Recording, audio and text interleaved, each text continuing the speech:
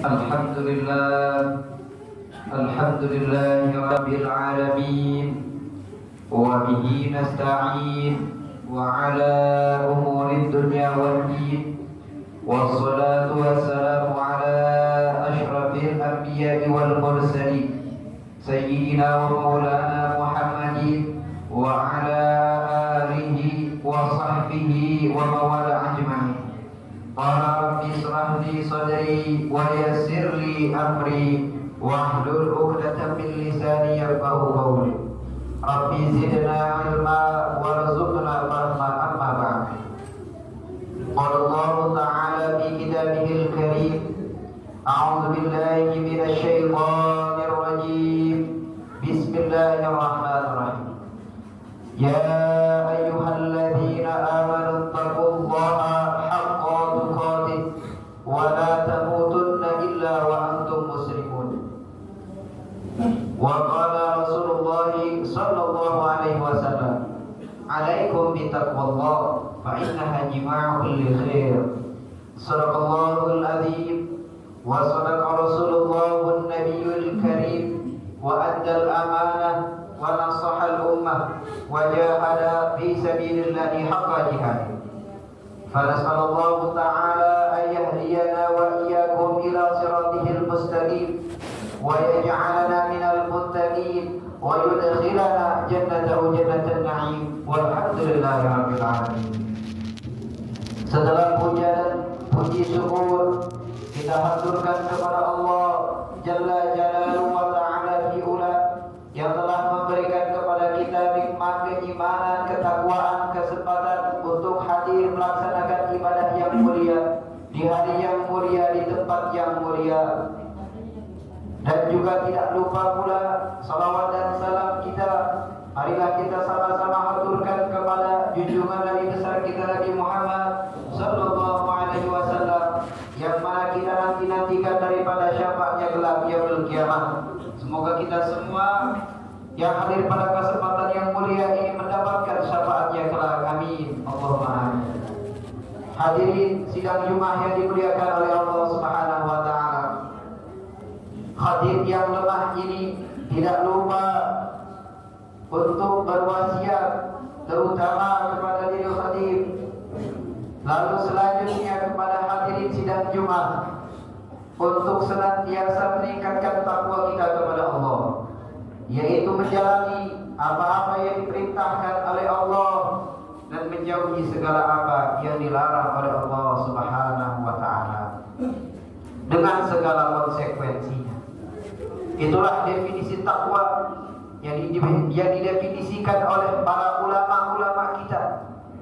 Hadirin yang dimuliakan oleh Allah Subhanahu wa taala, marilah kita merenungi detik-detik, hari-hari, bulan-bulan yang telah kita lalui, hubungan kita dengan Allah Subhanahu wa taala, yaitu hablum minallah, antara kita dengan Allah, ubudiyah kita, ketaatan kita kepada Allah. Apakah kita semakin taat atau kita semakin bejat, semakin maksiat? Semakin hari, semakin bertambah umur, semakin mendekati ajal kita, bagaimana keadaan ibadah kita dengan Allah Subhanahu wa taala? Apakah semakin membaik atau semakin memburuk? Hasibu anfusakum qabla an tuhasabu. Hisablah, introspeksilah diri kita sebelum kita dihisab oleh Allah Subhanahu wa taala. Hari di mana la yanfa'ul malu wala banun illa man atallah biqalbin salim. Hari di mana tidak bermanfaat mal, harta, wala banun, dan anak, tidak ada gunanya, illa man atallah biqalbin salim, kecuali yang datang kepada Allah dengan hati yang suci, murni, yang bersih, yang tiada dosa. Itulah yang membuat manfaatnya nanti. Kapan itu hadir? Yaitu hari kiamat. Kapan itu? Ketika kita disidang oleh Allah Subhanahu wa taala. Lalu bagaimana juga hubungan kita dengan manusia? Hablum minan nas. Kita hidup di dunia ini bukan untuk ibadah kepada Allah saja, tapi juga bermuamalah dengan manusia. Maka hubungan kita dengan manusia harus dijalin dengan hubungan yang baik, yang selaras. Lalu manusia terdekat kita jangan sampai kita sakiti. Manusia yang begitu menyayangi kita dari kecil, jangan sampai tersakiti hatinya. Jangan sampai kita durhakai dirinya, yaitu kepada orang tua kita. Hadirin yang dimuliakan oleh Allah Subhanahu wa taala. Mungkin setiap kita bukan seorang bapak, tapi pasti setiap kita di sini adalah seorang anak. Seorang anak seharusnya kepada orang tuanya tabirrukum abna'ukum. Kata Nabi sallallahu alaihi wasallam, berbaktilah kepada orang tuamu, maka niscaya engkau nantinya anak-anakmu nanti akan berbakti kepadamu. Hadirin yang dimuliakan oleh Allah, apabila kita berbicara tentang bakti kepada orang tua, maka saya teringat akan kisah yang sangat menginspirasi kita semua, yaitu kisahnya Uwais Al-Qarni.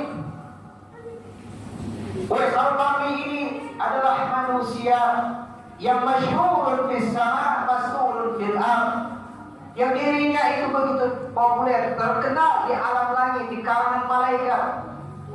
Tetapi dia tidak terkenal di kalangan manusia. Di kampungnya dia bukan siapa-siapa. Uwais Al-Qarni hanya pengembala. Uwais Al-Qarni hanya pengembala, mencari upah dari upah pengembala unta, kambing dari warga setempatnya. Akan tetapi dia masyhur fis sama', disebutkan oleh lisan yang mulia Nabi Muhammad sallallahu alaihi wasallam. Kata Nabi sallallahu alaihi wasallam, berkata kepada Umar, berkata kepada Ali, wahai Umar, wahai Ali, sini kalian apabila jumpa kepada Uwais Al-Qarni, jangan tidak meminta doa, minta doa kepadanya agar diampunkan dosa-dosa kalian. Umar, Ali, siapa yang tidak kenal? Begitu besar jasanya terhadap Islam, begitu besar keimanannya, ketakwaannya. Akan tetapi diperintahkan oleh Nabi untuk meminta doa kepada orang lain, yaitu Uwais Al-Qarni, yang dimana Uwais Al-Qarni ini bukan siapa-siapa. Ada apa dengan Uwais Al-Qarni begitu spesial, hadirin?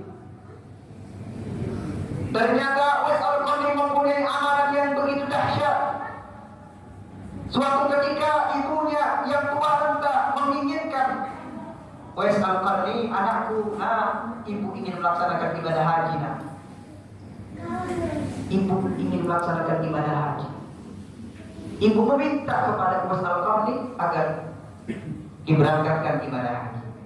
Uwais Al-Qarni ketika itu adalah orang miskin, tidak mempunyai harta, berpenyakit kusta, kurus badannya, hanya seorang pengembala kambing unta di kampungnya. Ibunya meminta agar diberangkatkan ibadah haji. Bagaimana keadaan? Bagaimana apa yang disampaikan, apa yang dijawab oleh Uwais Al-Qarni? Mungkin kalau kita akan menjawab, Bu, ibunda tercinta, betul ibadah haji itu besar pahalanya, Ibu, betul Ibu. Al-Hajjul Mabrur laisa lahu jazaa illa al-jannah, Ibu. Haji mabrur itu tidak ada pahala ganjaran kecuali ganjaran surga. Betul itu, Ibu. Tapi kita ini miskin, Ibu. Mungkin itu jawaban kita. Tapi kita ini tidak mampu, Ibu. Mungkin itu jawaban kita. Tetapi tidak dengan Uwais Al-Qarni. Uwais Al-Qarni menjawab, wahai ibunda, insya Allah pada musim haji nanti kita akan berangkat, insya Allah dengan izin Allah Subhanahu wa taala, disanggupi oleh Uwais Al-Qarni. Walaupun dia tidak ada harta, miskin, kurus, mempunyai penyakit, tetapi dia menyanggupi permintaan ibu.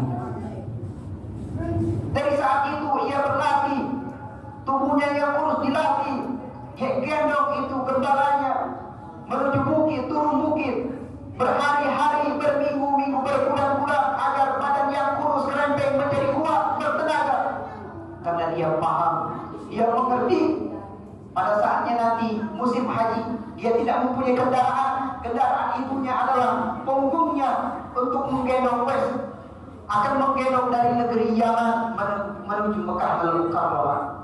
Yaman menuju Mekah Al-Mukarramah, perjalanan unta itu 1 bulan. Bagaimana dengan perjalanan kaki sambil menggendong seorang ibu? Mungkin lebih dari 1 bulan. Digendongnya, hadirin yang dimuliakan oleh Allah, digendong oleh Uwais Al-Qarni, ibunya tercinta dari Yaman menuju Mekah Al-Mukarramah dengan pastri padang pasir, bekal haji di depannya, di belakangnya gendong ibunya, digendongnya melakukan ritual ibadah haji, tawafnya, sa'inya, semuanya. Itulah mengapa Uwais Al-Qarni spesial di hadapan Nabi Muhammad, spesial di kalangan para malaikat. Dia mempunyai amal yang begitu dahsyat, yaitu amal bakti kepada ibunya yang tiada tanding, sehingga Nabi Muhammad menyebutnya dari lisan yang mulia kepada Umar, kepada Ali untuk meminta doa kepada Uwais Al-Qarni. Hadirin yang dimuliakan oleh Allah Subhanahu wa taala. Kisah ini ditulis oleh para sejarawan dengan tinta emas, disebutkan di atas mimbar, di buku-buku oleh ulama-ulama kita untuk menginspirasi kita.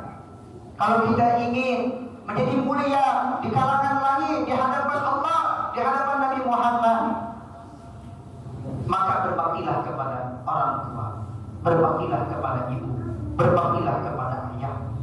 Jangan sakiti mereka. Kalau dulu mereka ketika kita kecil, nah kamu mau makan apa, nah kamu mau minum apa, kamu mau beli baju macam apa. Sekarang ibu kita mungkin, bapak kita mungkin sudah tua, kita yang menanyai mereka, ibu bapak, ibu mau apa, mau makan apa, baju seperti apa, nanti saya belikan, seperti itu. Bukti dari bakti kita kepada orang tua kita.